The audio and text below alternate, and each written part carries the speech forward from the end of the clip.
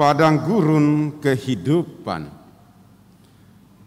Ibu bapak saudara-saudari yang dikasihi oleh Tuhan, tidak asing lagi di telinga kita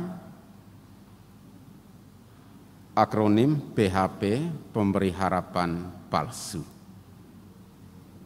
Dan mungkin juga kita sebagiannya menjadi pelaku atas hal itu. Dan raja PHP itu adalah iblis.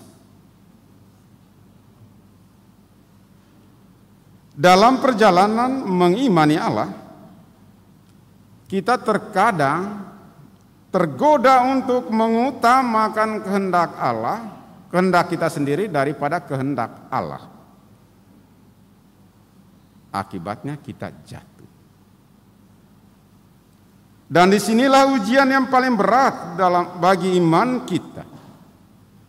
Dan iblis menggunakan kesempatan itu dan kelemahan kita itu untuk menjauhkan kita dari Allah dengan rayuan dan godaannya yang sangat menggiurkan kita.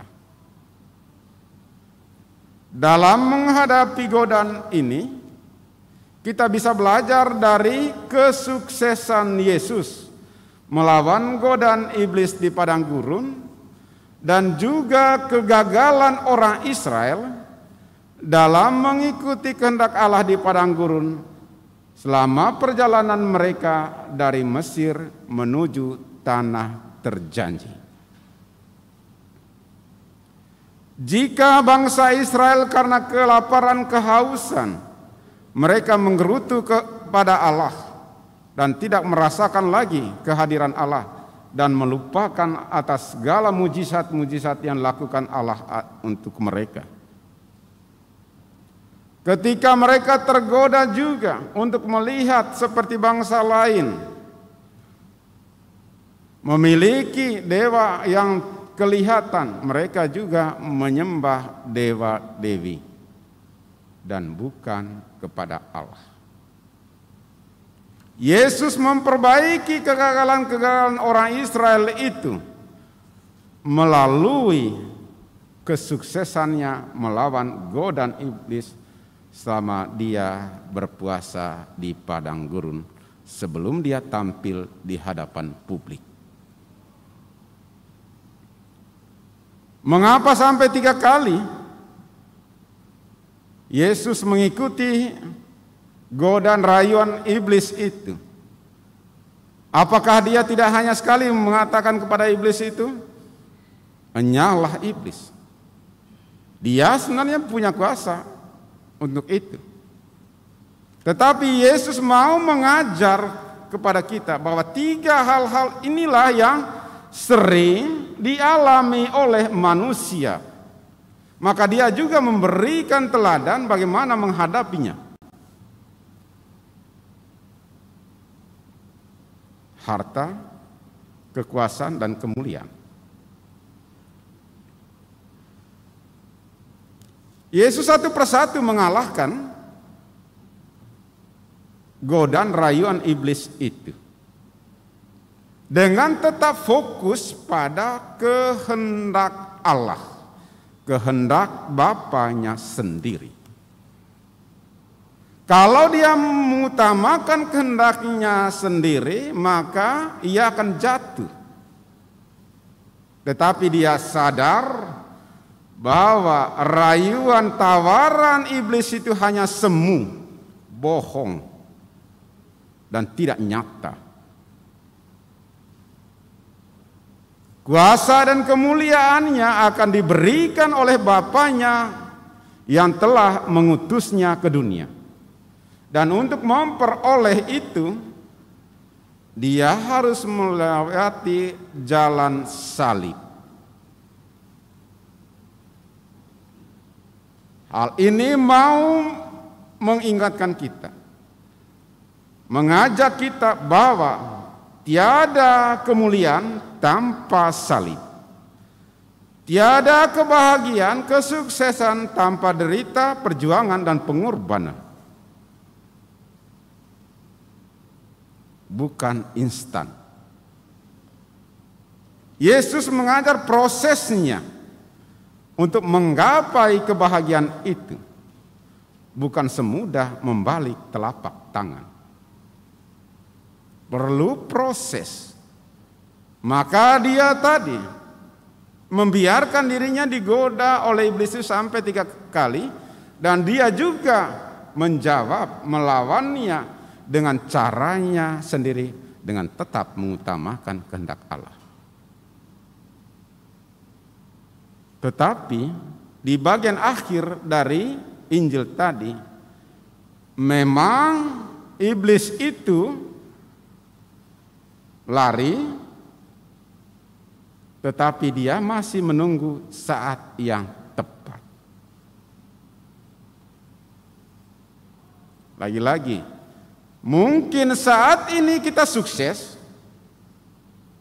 tetapi ingat, dia masih menunggu saat yang tepat.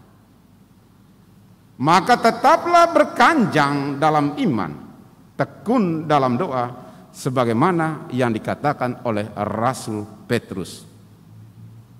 Waspadalah, sebab musuhmu yakni iblis mengaum-ngaum seperti singa mencari mangsanya. Lawanlah dia, teguh dalam iman, tekun dalam doa. Nah, Bapak Ibu, saudara-saudari yang dikasihi oleh Tuhan, apa yang dialami oleh Yesus, apa yang dialami oleh bangsa Israel, juga kita alami dalam kehidupan kita. Terkadang kelaparan, kemiskinan, penderitaan, penyakit, kematian orang-orang yang kita kasihi, kegagalan dalam hidup, dalam usaha, dalam membangun rumah tangga, membuat kita tidak lagi merasakan bahwa Allah ada bersama kita dan sangat mencintai kita.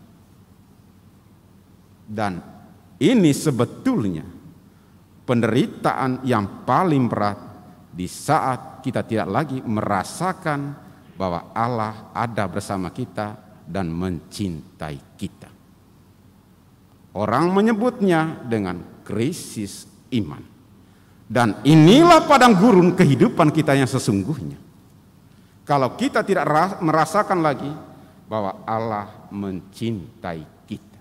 Meski kita berkali-kali tidak setia kepadanya, tetapi Allah tetap setia untuk mencintai kita, karena Dia tidak akan menyangkal dirinya untuk tidak mencintai kita. Masa puasa ini, masa prapaskah ini, kita diajak untuk melakukan 3 hal dalam melawan godaan-godaan setan. 3 godaan setan tadi terhadap Yesus, yakni doa, puasa pantang, dan amal kasih. Dengan doa, kita tetap menjalin relasi yang intim dengan Allah. Santo Fransiskus mengatakan doa adalah nafas kehidupan kita, kekuatan kita. Dengan puasa pantang, penyangkalan diri, kita menghindarkan diri dari ketamakan akan hal-hal yang duniawi. Dengan amal kasih, kita diajak untuk berbela rasa terhadap sesama yang miskin, yang menderita, yang membutuhkan pertolongan kasih kita. Apakah kita siap untuk menjadi berkat untuk sesama kita? Kita hanya mampu jika kita dalam hidup kita tetap menjadikan kehendak Allah dan bukan kehendak kita sendiri. Maka padang gurun kehidupan itu ada, tetapi kita mampu melewatinya. Tuhan memberkati kita. Amin.